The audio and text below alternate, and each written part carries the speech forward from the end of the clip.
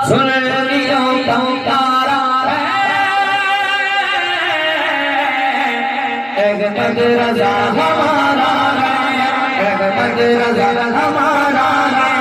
مستمعین کرام السلام علیکم ورحمۃ اللہ تعالی وبرکاتہ۔ الصلاۃ والسلام علیک یا رسول اللہ وعلی آلک واصحابک سیدی یا رسول اللہ صلی اللہ تعالی علیہ وسلم۔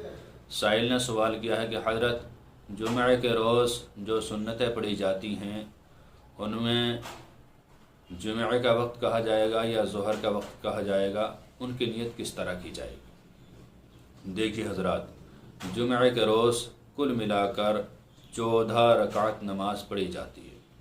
14 رکعات میں اولاً 4 سنت مؤکدہ ہیں، پھر 2 فرض ہیں، پھر 4 سنت مؤکدہ ہیں، پھر 2 سنت مؤکدہ ہیں، پھر 2 نفل ہیں۔ اس طرح 14 رکعت پڑھی جاتی ہے۔ سب سے پہلے ہم پہلی والی 4 سنتوں کی نیت سن لیتے ہیں۔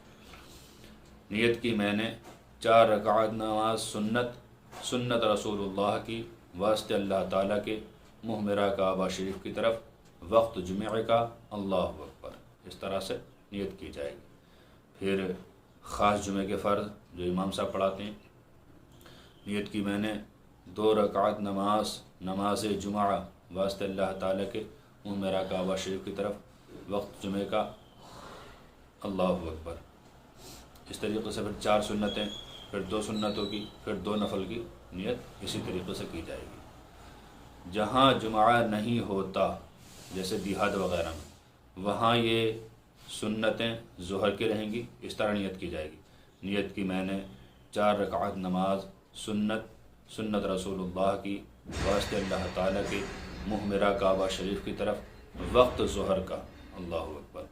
اسی طرح جمعہ کی نماز کے بعد جو 4 فرض ہوتے ہیں وہ فرض ظہر کے پڑھے جائیں گے، پھر 2 سنتیں اور 2 نفل ادا کیے جائیں گے۔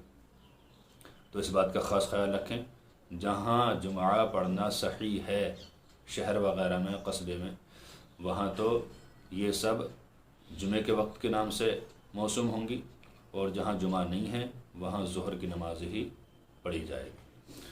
امید ہے کہ آپ یہ مسئلہ بآسانی سمجھ گئے ہوں گے۔ اللہ تعالی ہمیں صحیح مسائل شرعیہ سیکھنے کی، سمجھنے کی، اس پر عمل پیرا ہونے کی توفیق عطا فرمائے۔ السلام علیکم واللہ تعالی عالم بالصواب۔